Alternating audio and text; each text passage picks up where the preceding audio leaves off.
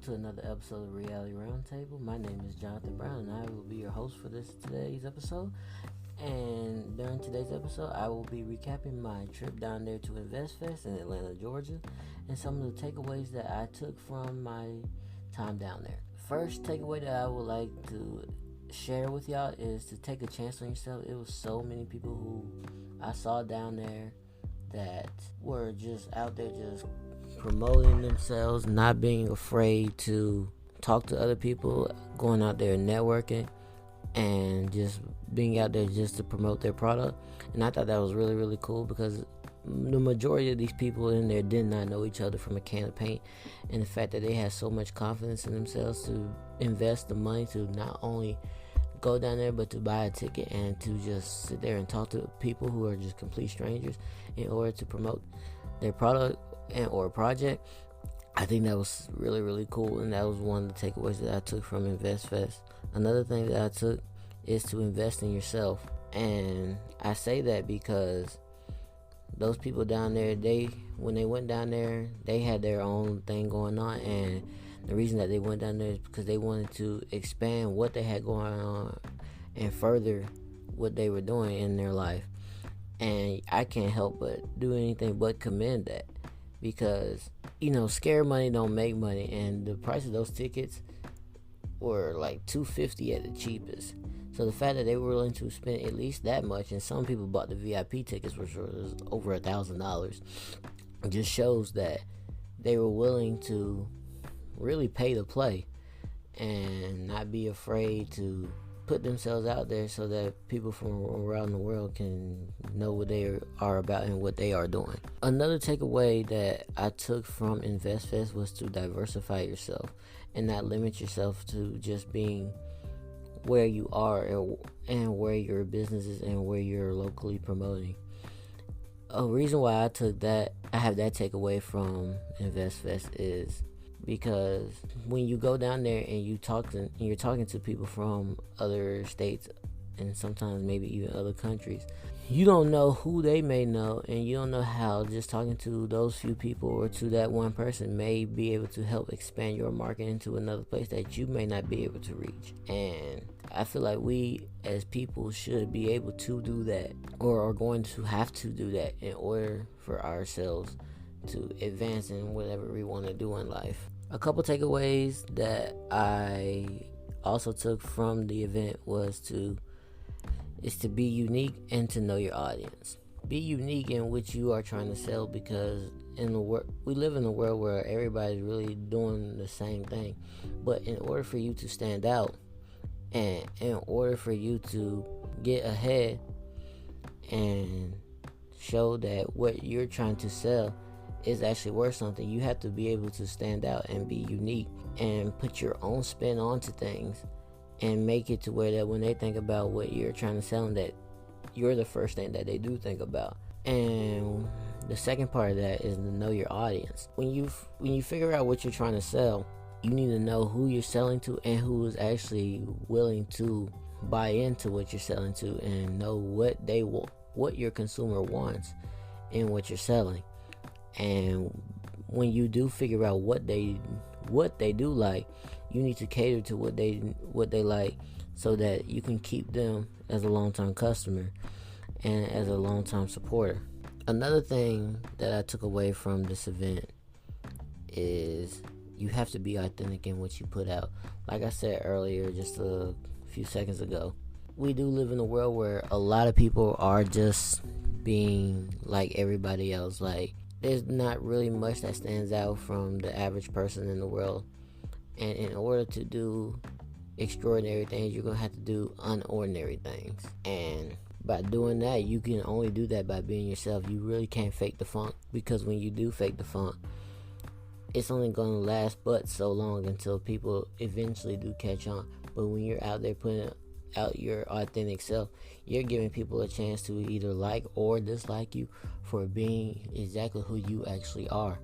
But at the end of the day, when you're doing that, you can go to bed at night knowing that you're actually being you, and that you're not dimming yourself or dumbing yourself down or trying to be fake or trying to be somebody else in order to try to make a quick buck or trying to advance what you're trying to do in life. And by doing that, I feel like you'll be able to have more staying power than somebody who's out here trying to fake the funk, trying to copy exactly what somebody else is doing, because what somebody else did may work for them, but it may not work for you, because at the end of the day, no two people are exactly alike, and you have to figure out what works for you. Another thing that I got from InvestFest was when some of the panelists started talking, and one panelist that was on there was a guy by the name of 19 Keys, and he was talking about how I said earlier in the episode how he likes to diversify himself in different ways.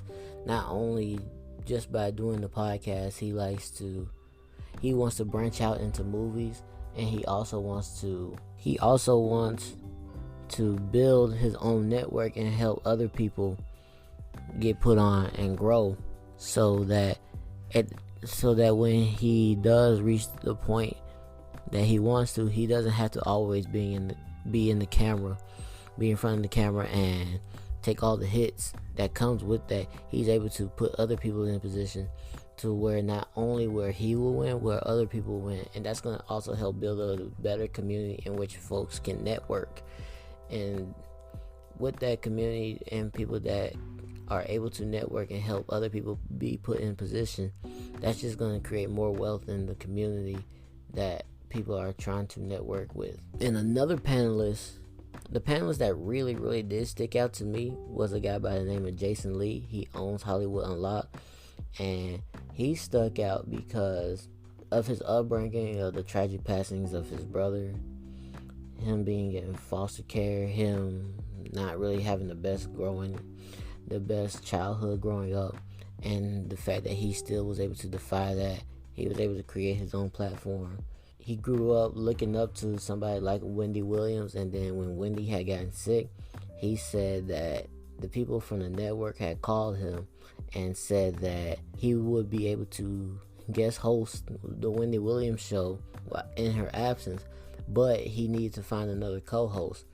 And when he heard that, he kind of took offense to that, because in his mind, the networks didn't feel like he himself was big enough to host a show like that by himself.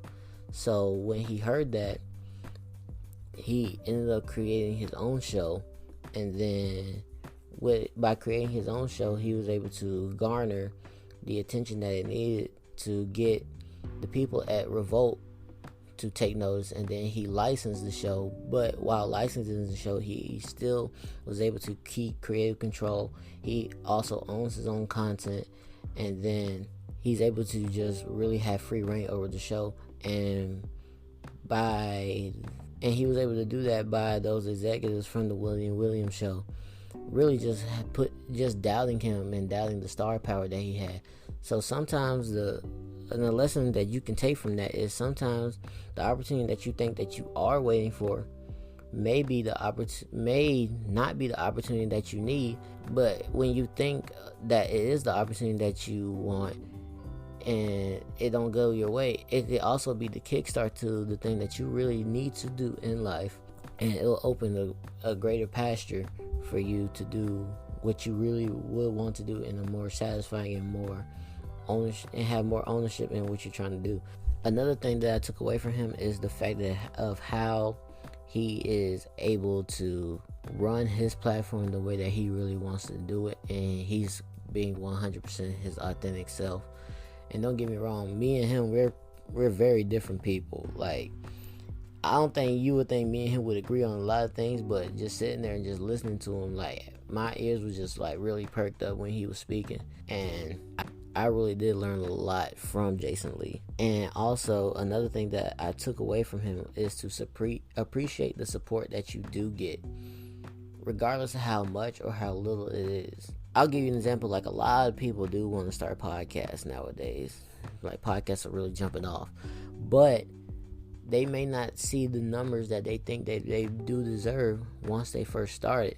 But they may get a few people listening to that podcast, but they might be too caught up in the podcast not being as big as they may think it is. But in turn, they need they need to appreciate the support that they do get, because the person or the people who do support you in what you are doing, they didn't have to do that. They took time out of their day to support what you're doing. And at the end of the day, the support that you do get is more, that's more people supporting you than you had before you started. So you really got to look at the positive, look at the glass half full instead of looking at the glass half empty, and then try to build on what kind of support that you do have. And I also am guilty of doing that as well. But ever since I started back like doing this podcast regularly, I've come to appreciate the people who do support the episode, me, and watching these episodes, because I had been gone a long time. They didn't have to come back and listen to what I'm doing, but the fact that they do, it really does keep me going. And speaking of that, I just had a call with one of the guys who I went to college with a few years back, and he's over in Turkey, and he told me that when he listened to my last episode, that he wanted to talk to me about it, and he said that me doing this podcast does actually help him in life, because there be times that he might be unsure, but I might be talking about something that he may be going through. Basically, it kind of like gives him the reassurance that what he's doing in life is right, and that what he's doing in life other people may not understand, but he understands. And I told him during that phone call that whatever he's doing in life is not for other people to understand. It's only for him to understand. I myself don't even understand it, but whenever I see him doing what he's doing, but I never question what he's doing, because at the end of the day, he's not harming anybody doing what he's doing. And it seems like he's actually getting more out of life by exploring and going overseas, traveling abroad, experiencing other cultures, learning new languages. And I can't do nothing but applaud him. But for doing that, is that something I would do? Maybe not. But at the end of the day, it's his life. He shouldn't have to ask for permission from anybody to live the life that he really wants to do. And when he tells me these things after he listens to an episode, it's actually one of the main reasons why I keep doing this podcast. It makes me feel like I actually do have a good and genuine purpose for doing this podcast, and it makes me feel like I'm actually helping people when I do put these episodes out, and it actually does give me motivation. So I do appreciate the fact that he does take the time out to listen and support what I'm doing. And his support does not go unnoticed. Another thing that I want to talk about, get back on topic about InvestFest, is don't be afraid to meet people. And so basically InvestFest was really just a whole networking event of people who were like entrepreneurs or people who like just want to get whatever kind of product they were trying to sell out there. And by doing that, you have to meet people. They had this little vendor place, and I was just going through, and the vendors were like literally like, as I'm walking by, they were like literally just get right in front of me and like just talk to me about their product. And sometimes I didn't even want to talk, but I could see that they took the time to actually spot me out and actually want to have a conversation with me, even though it was about their product, even though they were selling something. I appreciate the fact that they were at least putting themselves out there and willing to and wanting to have a conversation with me. And there were actually some of the product, I actually did support some of those businesses out there, and I couldn't do nothing but admire that. How could I not? Another thing that I took away from InvestFest is don't be afraid to go to these things alone. I know there may be people who want to go to events with the people that they grew up with, or people who are their friends and whatnot, and by doing that, by waiting for other people to want to come to these events with you, you're really asking them permission to live your life. Don't get me wrong, I'll invite people to come to these events with me too, but if they do decide to not come, that's not going to stop me from going. Like King George said, one person don't stop no show. He said another word, but I'm not going to use that for this podcast. But like I said, one person don't stop no show. At the end of the day, I got to live the life that I want to. I got to promote myself like I want to. And when you do go to these events, you're going to meet a whole bunch of new people who you can connect with and who may be able to put you in a position to win that you may not have had that opportunity had you not went to that event. And also, going back to the conversation that I had with my friend yesterday over the phone, I told him, I said, I don't know a person who started with very little, who achieved a lot, who didn't go through a period of isolation. In my opinion, in order to get to the stage in which you want to achieve something really, really great, it's going to have to be a period where you're going to have to isolate yourself in order for you to focus on the task at hand. And so that you are able to put the work in so that you can get full concentration into what you're trying to do. And that's going to require a period of people not really understanding what you're trying to do, a period of people questioning like why you're not really talking to them as much. But it's really nothing personal. You just really need to get things done. And by doing those other nefarious activities, doing those aimless wandering activities, it's just going to knock you off your pivot, and you won't be able to accomplish what you really need to do. So that's another thing that I took away from it. I'm going to tell you the biggest takeaway that I took from Jason is don't be afraid to promote yourself, because at the end of the day, you may actually have a good product, but nobody's going to promote you like you promote you, and it's not anybody's job to promote you like you promote you. At the end of the day, it's your product, it's your baby, so you have to take care of it the best way possible. And you can't, don't get me wrong, I know you may want other people to support it, and that's fine, that's understandable, but at the end of the day, you can't expect them to go harder for you than you go for you. And another thing that I took away from InvestFest from the panels is that's actually going, and this actually strictly applies to me, is to build a catalog over clickbait and to have unique conversations. That was really the point of me starting this podcast in the very first place, was so that I could have conversations with people I knew about the things that they were doing in life, and for them to bring their unique perspective and how they were able to achieve what they were able to achieve. And I do hope to get back to that sometime soon and get back to interviewing people. And by doing that, I want to build a great catalog for people to listen to, so that when they do listen to this podcast, they are able to take away something positive and constructive that they may be able to take into their life if they do run into a roadblock, or if they are struggling to achieve something within their own life, so that when they hear that somebody who is in a similar position, who that knows somebody that they know, that when they hear that they are able to achieve the things that they are able to achieve, that may give them inspiration to get up and get to work into achieving the goals that they want to achieve. And that's really those are really the big things that I took away from InvestFest. Overall, I know a lot of people are beating up InvestFest for like the price and like the people and like what was going on. But overall, I do feel like I don't think I wasted my money by going there. I did learn a lot. I did connect with some people. Don't get me wrong, I could have did more networking, but at the end of the day, I have to take the onus on that and take responsibility and accountability for not doing as much networking as I could have. But would I go again? I absolutely would. Is it really my kind of event? No, but at the end of the day, you never know who you could meet at these type of events. And at the end of the day, I'm willing to pay the play. I'm willing to take a chance on myself.